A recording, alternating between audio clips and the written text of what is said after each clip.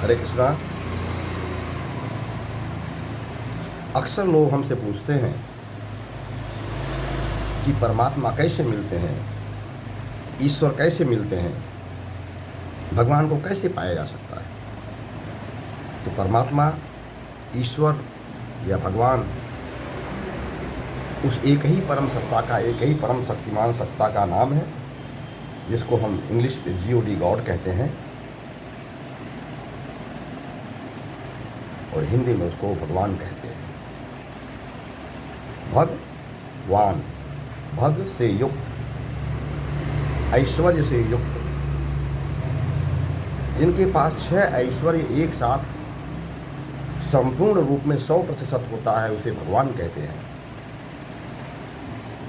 वो 6 ऐश्वर्य क्या है? पहला है धन या संपत्ति, दूसरा है यश, तीसरा है रूप यानी सौंदर्य, चौथा है बल यानी पावर, पांचवा है ज्ञान और छठवां है वैराग्य। रूप, यश, ज्ञान, वैराग्य, बल और धन यानी ऐश्वर्य। ये जो 6 ऐश्वर्य जिसके साथ में संपूर्ण रूप से 100% विराजमान होता है एक साथ किसी एक सत्ता में, उसे भगवान कहते हैं, उसे ही ईश्वर कहते हैं। भगवान वैकुंठ में विराजते हैं, जो गीता के 10वें अध्याय के 40वें श्लोक में भगवान कहते हैं कि मैं अपने एक अंश से इस अनंत ब्रह्मांडों को धारण करता हूँ हे अर्जुन, और शेष अंशों से मैं अपने वैकुंठ में निवास करता हूँ। दूसरे, वही भगवान ईश्वर के रूप में इस संपूर्ण ब्रह्मांड में, संपूर्ण जगत में जो कुछ भी आपको दृश्यमान है, दिख रहा है, वो सब ईश्वर का ही रूप है। स्वयं ईश्वर ही अपने को इस रूप में प्रकट किए हुए हैं। और तीसरा, परमात्मा, वही भगवान, वही ईश्वर प्रत्येक जीव के हृदय में विद्यमान है। ईश्वर सर्वभूतानां हृदयेषु तिष्ठति अर्जुन, गीता। वही ईश्वर, उसी को परमात्मा कहते हैं, इसको भगवान कहते हैं, समस्त जीवों के हृदय में समान रूप से चींटी से लेकर ब्रह्मा तक में सब में विद्यमान है। तो उसी को हम ईश्वर कहते हैं, जो संपूर्ण जगत में निराकार रूप में विद्यमान है। उसी को हम परमात्मा कहते हैं, जो संपूर्ण जीवों के हृदय में विद्यमान है। और उसी को भगवान कहते हैं, जो वैकुंठ में विराजमान है। तो प्रश्न उठता है कि जब इतना क्लैरिटी है, इतना क्लियर मालूम है कि भगवान किसे कहते हैं, ईश्वर किसे कहते हैं, और वो कहाँ रहता है, तो मिलता क्यों नहीं है? तो मिलता इसलिए नहीं है कि हम उस परमात्मा को खोजना नहीं चाहते, उस परमात्मा को हम पाना नहीं चाहते। जैसे एक उदाहरण देता हूँ आपको, शायद आप बहुत आसानी से समझ में आ जाएगा। आप कमरे में बैठे हो, ड्राइंग रूम में बैठे हो, और आपके दरवाजे पर पर्दा लगा हो। पर्दे के पीछे आप बैठे हैं, और पर्दे के बाहर आपसे मिलने वाला आपका मित्र, आपका परिचित, आपका संबंधी, आपका परिवार का कोई भी व्यक्ति हो सकता है, वो खड़ा है।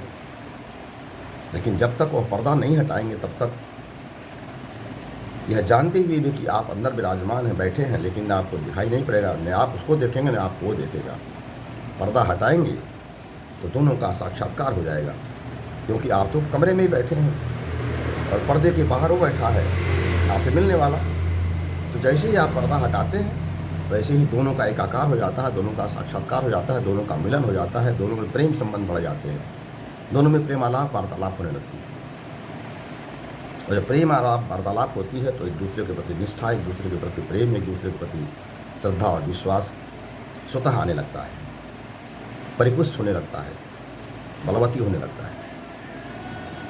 उसी प्रकार से ईश्वर, परमात्मा, भगवान तो हमारे हृदय में विराजमान है, प्रत्येक जीव के हृदय में।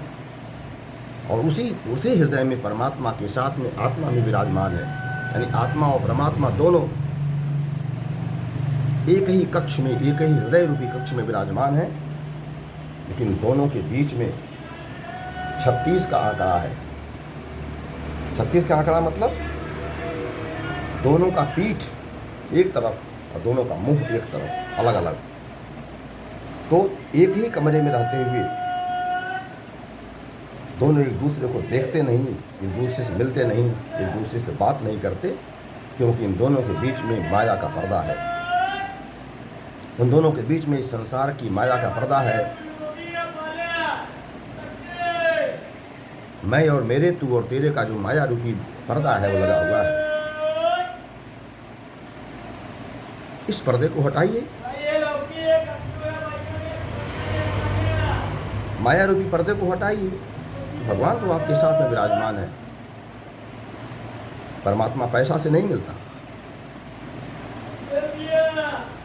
पैसा कमा लेना, धन कमा लेना, संसार की भौतिक उपलब्धियां प्राप्त कर लेना तो बहुत ही आसान है। कोई भी कभी भी प्राप्त कर सकता है। श्रुति में कहा गया है कि परमात्मा केवल वेद पाठ करने से, वेदों के पढ़ने से भी नहीं मिलता, और नहीं बहुत सुनने से मिलता है, बल्कि यह परमात्मा जिस जीवात्मा को अपना बना लेता है, उस जीवात्मा उस परमात्मा के द्वारा जीवात्मा को प्राप्त हो जाता है। यानी भगवान जिसको प्राप्त कराना चाहते हैं वह उसको प्राप्त हो जाता है। या भगवान के मार्ग पर चलने वाला व्यक्ति यदि पूर्ण श्रद्धा और विश्वास के साथ में भगवान को प्राप्त करना चाहता है तो भगवान को प्राप्त हो सकता है। इसलिए अपनी माया का पर्दा हटाइए और भगवान से साक्षात्कार करने का प्रयास करिए। इसीलिए कहा गया है कि न तेरे दर पर पर्दा, न नूहे रोशन नकाब में है। न मेरे दर पर पर्दा, न रूहे रोशन नकाब में है। ऐ जीव, तू अपनी मर्जी से नकाब में है, तू अपनी मर्जी से पर्दे में है। इसलिए पर्दा हटाओ। मैं परमात्मा तुम्हारे लिए दोनों बाहें पसार कर तुम्हारा स्वागत करने के लिए, तुम्हारा अभिनंदन करने के लिए तैयार हूँ। इसलिए परमात्मा को अगर प्राप्त करना चाहते हैं तो आपको अपनी माया का पर्दा, अपने मोह का पर्दा हटाना पड़ेगा। हरे कृष्णा। हमारी बात अगर अच्छी लगी हो तो इसे लाइक करिए, शेयर करिए। हमारे YouTube चैनल गोपाल माधव दास को सब्सक्राइब करिए, ताकि हर हमारा वीडियो आपको जैसे मैं बनाता हूँ, लोड करता हूँ, आपको प्राप्त होने लगे। हरे कृष्णा, हरे कृष्णा, हरे कृष्णा।